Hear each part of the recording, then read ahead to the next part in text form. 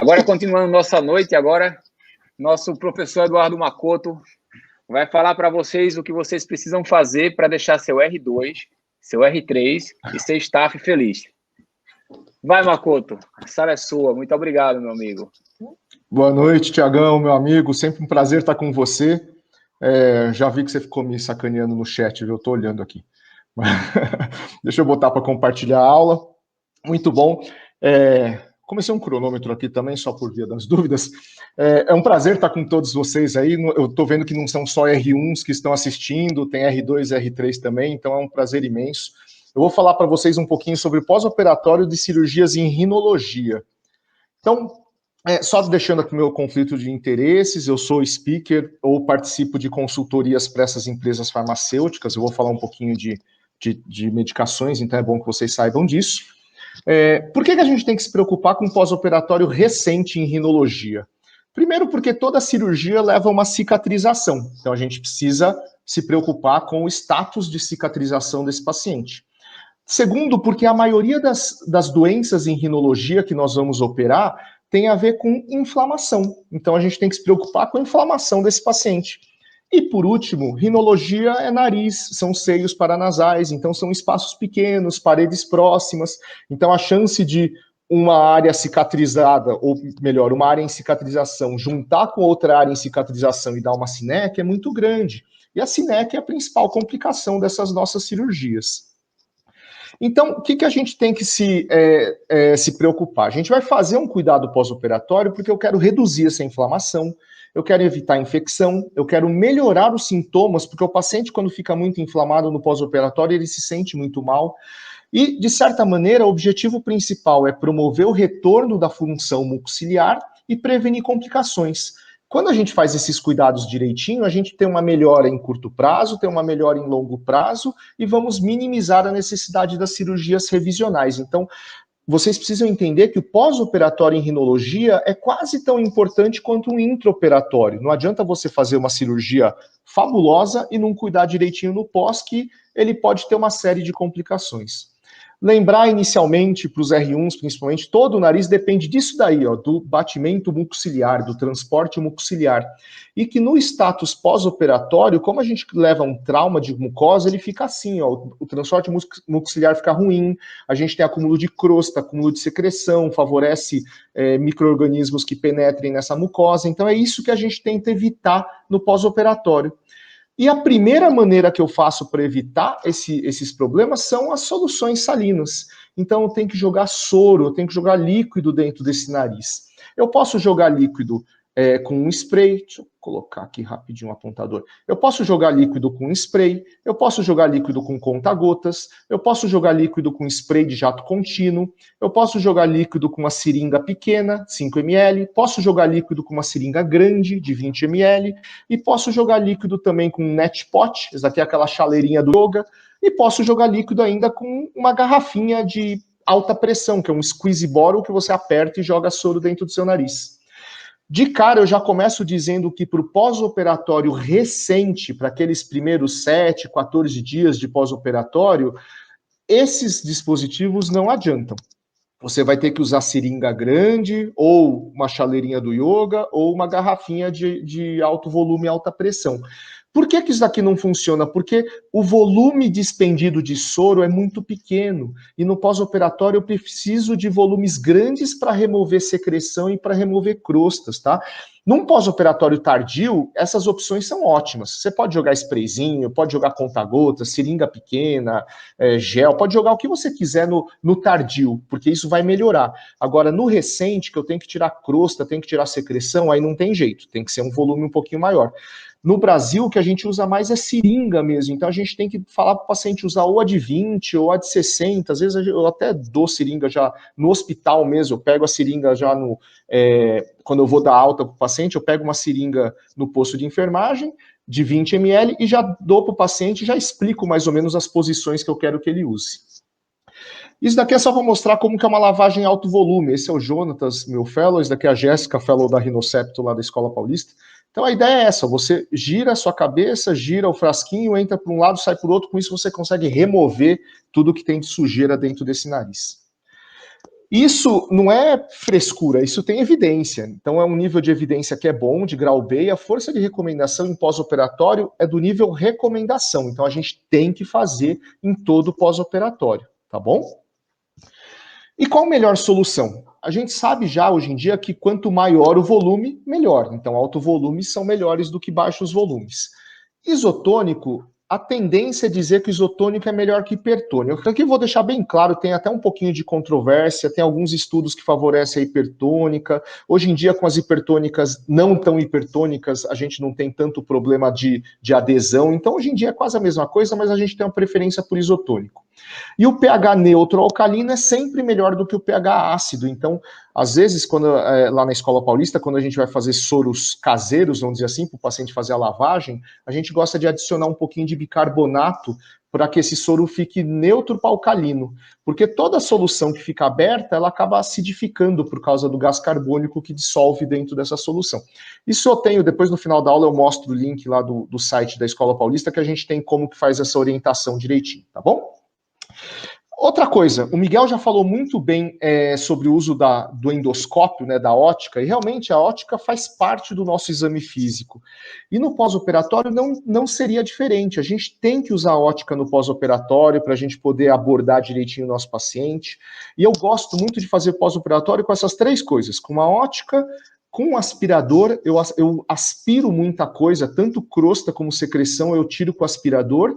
E também pode ter uma pinça de preensão, que pode ser um jacaré, um Takahashi, um Blakesley, ou até uma pinça baioneta, dá para você fazer bem um pós-operatório em rinologia. Então eu tenho que ter visualização, tenho que ter um aspirador e tenho que ter uma pinça de preensão.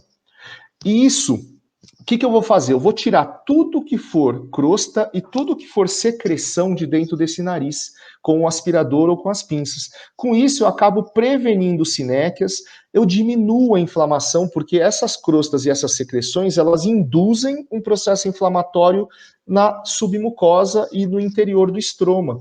Então, assim como a inflamação vem de dentro da mucosa para fora, ela também vai de fora para dentro. Então, o que eu faço é tirar essa parte de fora, vamos dizer assim, que está atrapalhando, está dando inflamação no meu nariz. E para os residentes, para os mais novos principalmente, para R1 e R2, não deixa de ser um treinamento para você aprender a usar ótica, para quando chegar no centro cirúrgico já estar mais habituado. É muito mais difícil fazer o uso da ótica no paciente acordado, então você vai ter que tomar mais cuidado. Aquilo que o Miguel falou é perfeito, de você encostar mais nas conchas do que no septo, porque o septo é estrutura rígida, então acaba tendo mais dor. Então você tem que tomar esse cuidado e isso também vai servir para o seu treinamento. Ah, mas eu posso usar só um fotóforo no pós-operatório? Na parte anterior do nariz pode, para você ver a cabeça da concha inferior, ver a parte anterior do septo, ele é ótimo, mas para você enxergar dentro dos seios, no meato médio, ou até mesmo na cauda da concha inferior, que é um local que acumula bastante crosta no pós-operatório, você vai precisar da ótica. Então, acostumem-se a fazer pós-operatório com ótica. Isso também tem evidência, existem estudos que mostram melhora em curto prazo e em longo prazo, quando você faz um pós-operatório adequado. E qual que é o intervalo? Habitualmente, não é bom você mexer muito nesse nariz com menos de uma semana de intervalo. O que eu gosto de fazer? Eu não gosto de fazer muito esse debridamento até o 5º, 6º PO, porque no começo tem muito mais edema do que crosta e secreção. Mas aí a partir da primeira semana já dá para fazer. Tem gente, por exemplo, o Fabrício, que é um rinologista também excelente, ele já disse que ele não gosta de usar nas 2 primeiras semanas, fazer o debridamento pós-operatório. Então, cada um acaba tendo a sua rotina. A minha rotina geralmente eu vejo na primeira semana de pós-operatório, vejo na segunda semana, aí se tiver tudo bem eu pulo a terceira, vejo de novo na 4ª semana, e aí eu vou vendo como eu vou fazer os retornos subsequentes. Então, para essa parte recente, a dica que eu dou é que também menos do que uma semana de intervalo não vale muito a pena, tá bom? Lembrar sempre de falar para o seu paciente não assoar o nariz, ao menos não assoar com força, né? Eu sei que eles vão dar uma suadinha, mas que não seja aquela suada que vai sair o cérebro junto da secreção.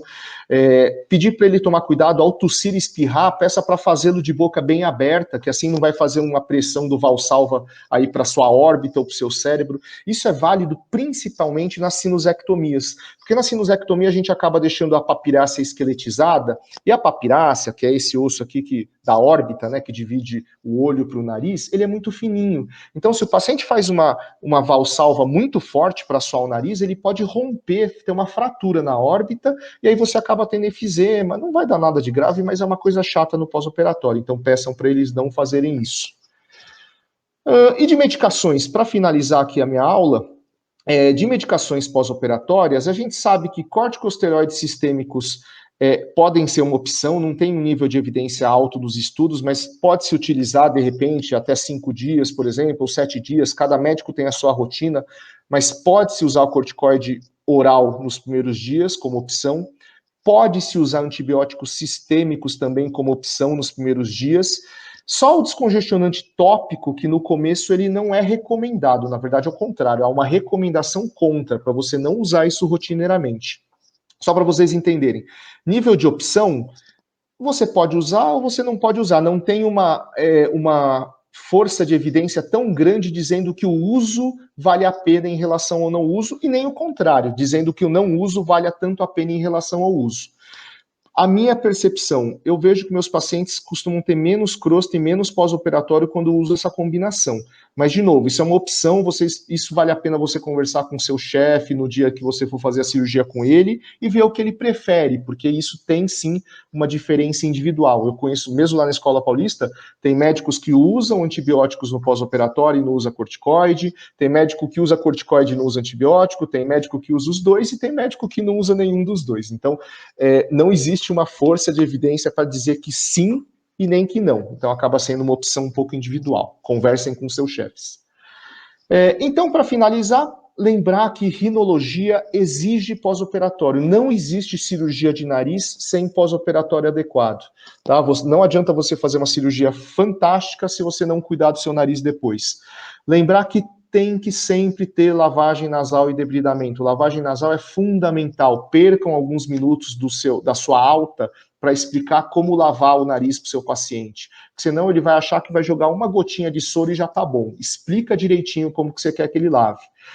Como eu disse aqui no final, medicações sistêmicas talvez a gente tenha que usar.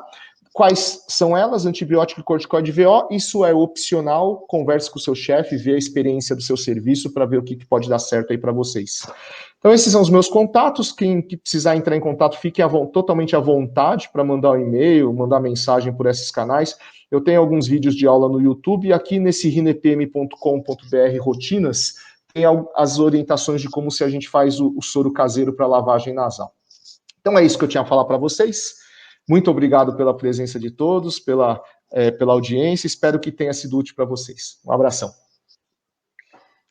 É isso aí, pô. Muito bom, Makoto. Ó, bota de volta essa tela aí.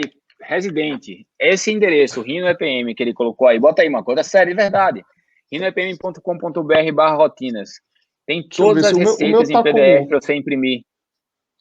Tá aparecendo já aqui. Tá aparecendo aqui. Tá, ótimo. Tá aparecendo. Não, podem usar à vontade. Nesse endereço aí que o Makoto colocar, tá? Tem os PDFs de todas as medicações que faz no pós-operatório lá na escola e que muitos serviços do Brasil fazem. E tá tudo sistematizado, facilzinho para você usar no seu serviço, tá? É excelente esse material, viu, Makoto? Muito bom, isso é de domínio público. E parabéns aí, Thiago, por toda essa sua iniciativa aí. Eu sei que isso daí também foi iniciativa tua. Parabéns pela preocupação com os residentes e preocupação com a educação médica continuada aí do nosso Brasil. Sempre bom ter sua amizade aí, viu, Thiago? Obrigado. Sempre bom ter sua amizade, que eu boto sem roubado assim 1 semana antes, 2 semanas antes, 1 mês antes, você sempre está à disposição, rapaz. Mas esse aqui foi bom, eu convidei 1 mês antes. Esse é verdade, você me falou com uma certa antecedência. Milagres acontecem. Valeu, Makoto. Obrigado, mano. Valeu, querido. Um abração. Até mais. Um abração. Tchau, tchau.